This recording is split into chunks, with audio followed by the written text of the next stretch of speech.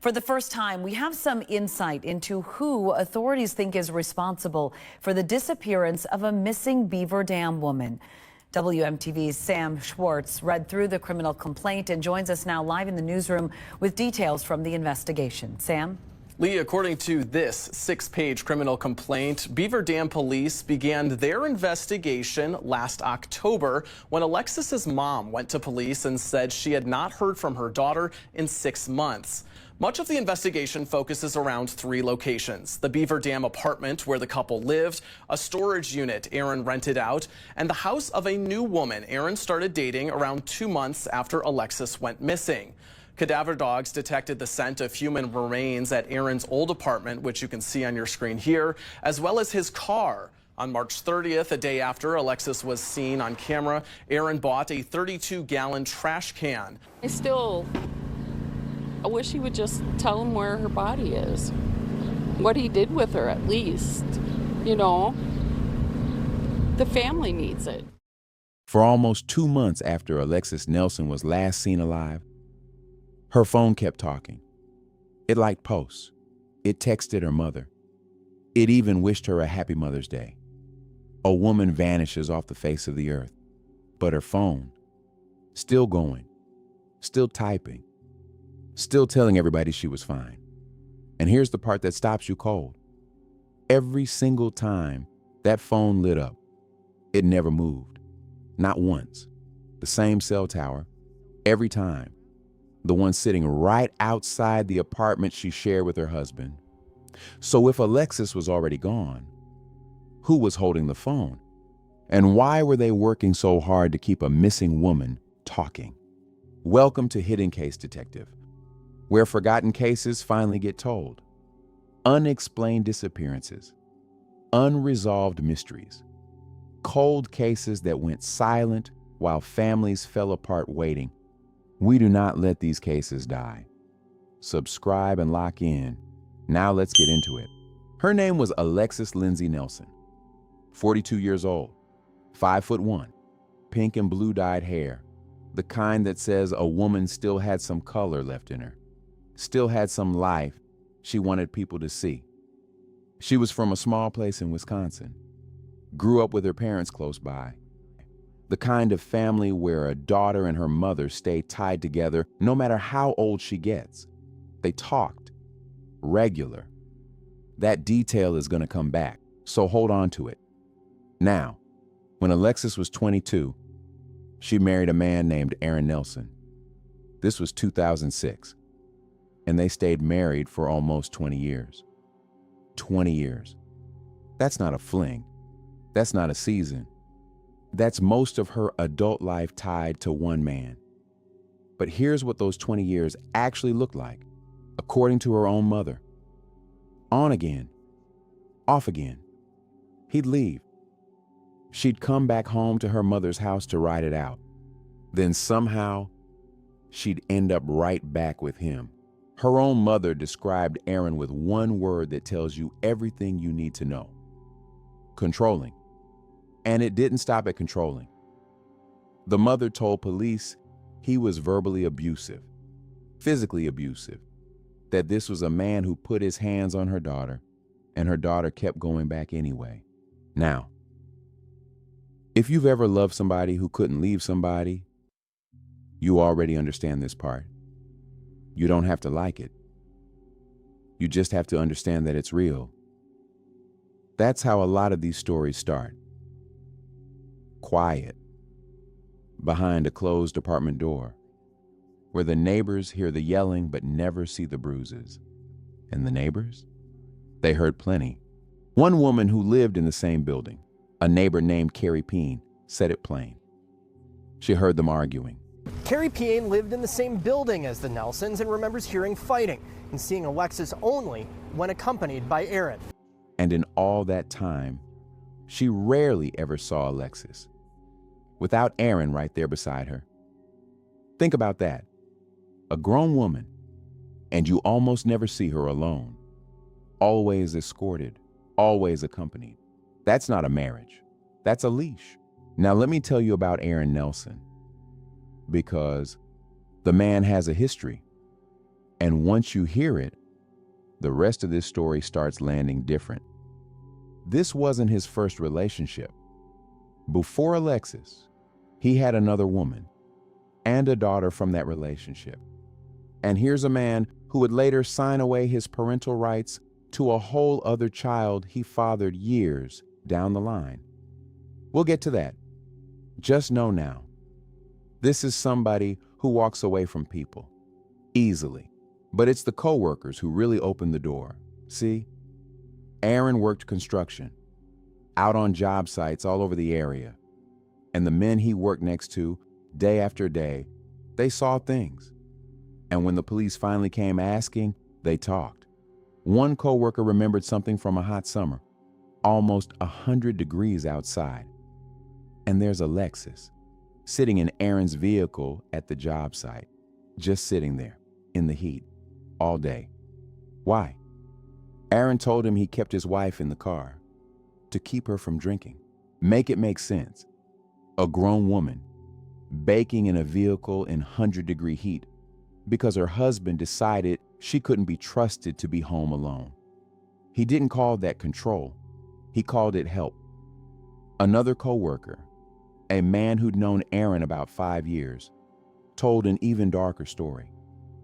There was a time Aaron called him from jail, needed somebody to post his bail after a domestic incident. And after that incident, Alexis did something. She filed a restraining order. For one moment, she tried to put the law between herself and this man. So where did Aaron go? He went and stayed with that same coworker and his wife for a while. And while he was there, Aaron just talked about it, admitted it, really. Told the man that during the fight, he got angry, grabbed Alexis up by her throat and moved her outside. Said he'd picked her up like that before, to move her around when she got, in his words, belligerent. He's describing putting his hands on his wife's neck like he's describing moving furniture. But the coworker remembered one more thing, and this one sits in your chest. Years back, he climbed into the front seat of a car Aaron used to drive, and there was blood spattered across the passenger dash, the glove box, the door. When he asked about it, Aaron didn't even flinch. Said Alexis got belligerent again, so he hit her. In the car, in the face, blood, all over the dash, and life just kept going. So now you know who these two people were. A woman who couldn't get free, and a man who left a trail behind him and never once looked back. Hold on to all of that, because in the spring of last year, Alexis Nelson is about to go quiet, and this time, she's not coming back to her mother's house. Let's go to the last week anybody can truly account for Alexis Nelson. It's a Tuesday afternoon. Her mother calls her. A normal call, the kind they'd made 100 times before. Her phone is sitting right by the apartment, talking to that cell tower we keep coming back to. Mother and daughter connect. They talk. That was the last time her mother ever heard her voice. A few days later, early one Friday morning, Alexis sends a text to Aaron. Just a message between a husband and a wife. Nothing dramatic. The kind of thing you'd never think twice about. That text was the last thing Alexis Nelson ever sent to anybody as herself, of her own hand. Remember that, because everything after it is in question. The very next morning, a Saturday, 9 a.m., a gas station in Beaver Dam. The cameras are rolling, the way they always are, catching nothing in particular. And there they are, Alexis and Aaron, walking in together, just a couple running an errand. That moment is the last time anyone can confirm Alexis Nelson was alive. That grainy gas station footage is it, the final frame.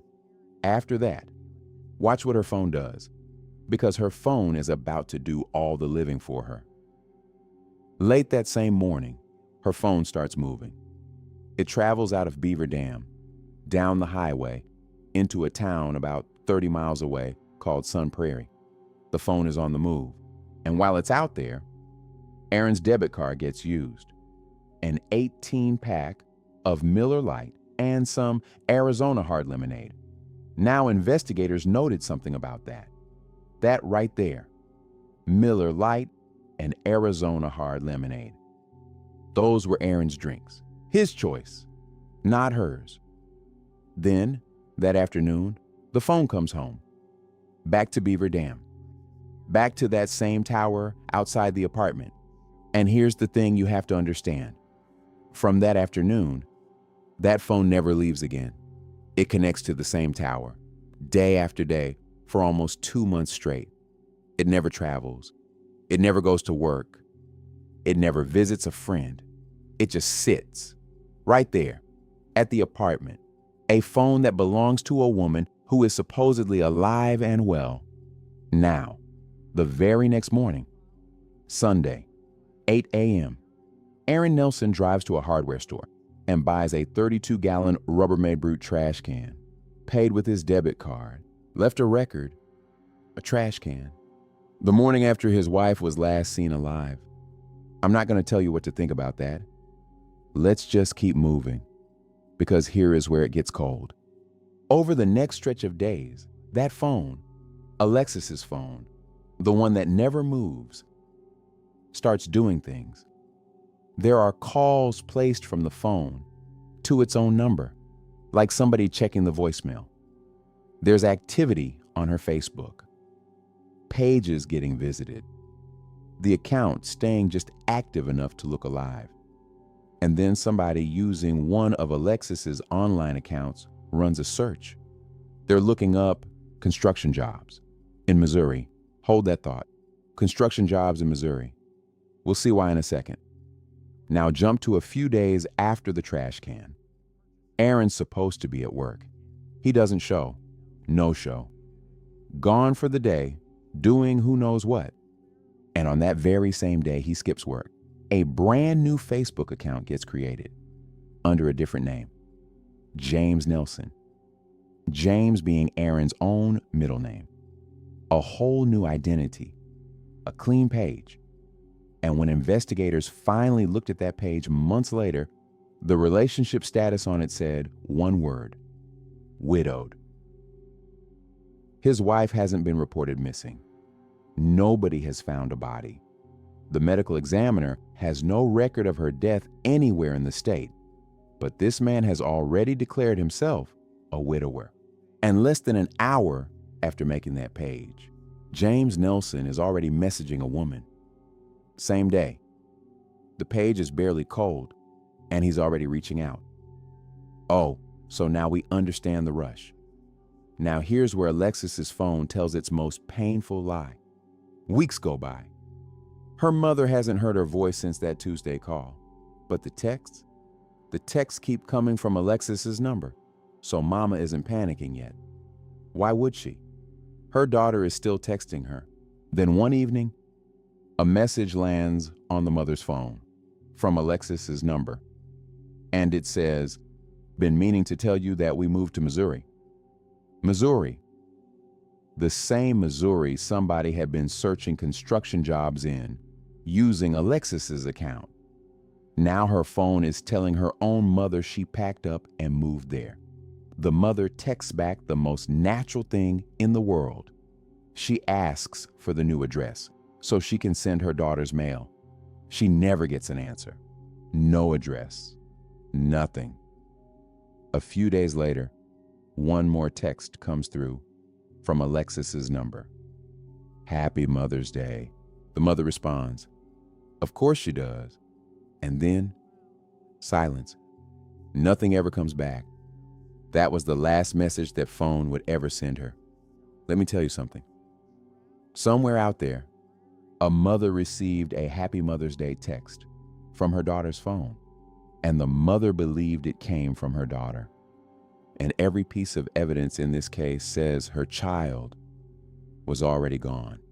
Make it make sense. While that phone was busy keeping Alexis alive, The real Aaron Nelson was building himself a whole new life. Fast. Remember that woman James Nelson messaged the same day he made the fake page? That wasn't the end of it. Within weeks, Aaron made a dating profile on another app, and on it, he connected with a woman who was about to become his fiancée. The timeline on this will turn your stomach. His wife was last seen alive at the end of March. By late April, he's on a dating app. By the end of May, he has moved in with this new woman. And by the end of June, he's hauled all his belongings out of the old apartment and the storage unit and fully relocated into her home. He told her his name was James. Within a month, Aaron Nelson was already building a new life. Within 3, he had fully moved into it. And the woman he moved in with had no idea who she was really living with. But it's what he gave her. That's the detail nobody forgets. Aaron gave his new girlfriend a ring, an engagement ring, a promise, he called it. That ring was Alexis's wedding ring, the ring he'd put on his wife's hand almost 20 years before. He pulled out of his glove box and handed to another woman. And later, the two of them pawned it, sold it off to buy her a newer one. When police eventually asked that new woman about Aaron's missing wife, she told them what he told her. His wife had died of cancer. But hold on, because that's not the story he told everybody. Out on the job sites, Aaron had been talking, and he gave different men different deaths. He told one coworker his wife died from drinking, excessive alcohol abuse. Told another that he lost his dog and his wife in the same week, and told a third something that flips it completely around. He said making Alexis stop drinking is what killed her. So, which is it? Cancer, alcohol, quitting alcohol. Told coworkers his wife died of alcohol abuse and told his new fiancée she had died of cancer. 3, 4 different stories to different people about a woman the medical examiner says has no recorded death at all. A man does not need 4 explanations for one wife unless none of them are true. And still, nobody had called the police. Alexis had simply slipped out of the world, and the only thing left speaking for her was a phone that lied. That silence was about to break, and when it did, it started where it always should have, with her mother. 6 months. That's how long it took. 6 months of a mother getting nothing but silence after that last Happy Mother's Day. No address, no callback, no voice, just a feeling no mother can shake. So in late October, she walked into the Beaver Dam Police Department herself, told them straight. She had not spoken to her daughter in 6 months. Told them her daughter lived with a husband she called controlling, and she asked for help. That was the crack in the wall. A detective picked it up, and the deeper they looked, the worse it got. They pulled the phone records, and the phone, the one that never moved, finally told the truth. It showed the network connection died in late May, and nobody had used that line since. Nobody had even tried to get a new phone for it. They checked her credit. Nothing. No new job. No new account. No trace of a living woman building a life in Missouri or anywhere else. Then they went to the places Aaron had been. The old apartment. The storage unit he'd been renting. The new girlfriend's property out in the county. And they brought help. They did have a cadaver dog with them one time. They brought a dog named Tilt, a human remains detection dog, trained to catch one scent and one scent only, the scent of death. And Tilt went to work. At the apartment, Tilt hit on the bedroom wall, hit again under the kitchen sink. At the girlfriend's property, Tilt walked into a shed and hid in the corner. The same shed where Aaron had stashed his belongings, including a 32-gallon Rubbermaid Brute trash can, the same kind he bought the morning after she vanished. That trash can went to the crime lab. They swabbed it, tested it for blood. It came back presumptive positive, and the DNA on it. Inside the lid, around the rim, near the handle, matched Alexis. Only Alexis, no one else. The trash can was eventually found in a shed at the home of the new woman Aaron was dating, and that can tested positive for Alexis's DNA. Alexis's blood was also found in the storage unit that Aaron had rented out. The storage unit had blood on a wall, matched Alexis, and a car Aaron used to own before he sold it off to some stranger. That car held a gun Alexis had bought and 2 knives. All of them carried DNA, a male profile, and Alexis. A woman who was supposedly off living in Missouri was bleeding all over the life she left behind. A year after that last gas station camera caught her walking, police arrested Aaron Nelson, charged him with first-degree intentional homicide and hiding a corpse. He stood before a judge. Bond was set at $1 million, cash. This request is appropriate for order $1 million cash bail. No contact with a single witness in the case, and through all of it, one thing was still missing: Alexis. They never found her body. Not in the county, not anywhere. The reflection of her death lived only in blood and scent and a dog's certainty. A neighbor who'd heard the fighting through those walls said what a lot of people were feeling. I wish he would just tell him where her body is, what he did with her at least, you know. The family needs it. Here's what stays with me. Alexis Nelson didn't disappear because nobody noticed. She disappeared because somebody worked day after day to make sure the world thought she was fine. The likes, the texts, the Mother's Day message, a whole performance built to buy time. And it almost worked. If a mother hadn't trusted that quiet feeling in her chest, if she hadn't walked into that station and refused to be talked out of it, Alexis might still be just a name on a phone bill nobody questioned. A woman is still missing tonight. Her family is still waiting for the one answer that matters most. Where is she? And until somebody answers that, this case does not close.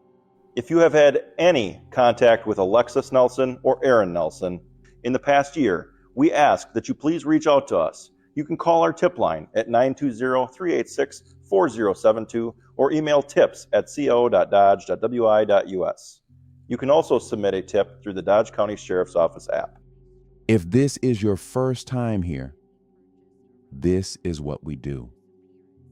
We go back for the ones the world stopped looking for. The forgotten, the silenced, the cases that went quiet while families were still waiting. So do something for Alexis. Share her name. Keep it moving. Because a name that keeps getting spoken is a case that never truly dies.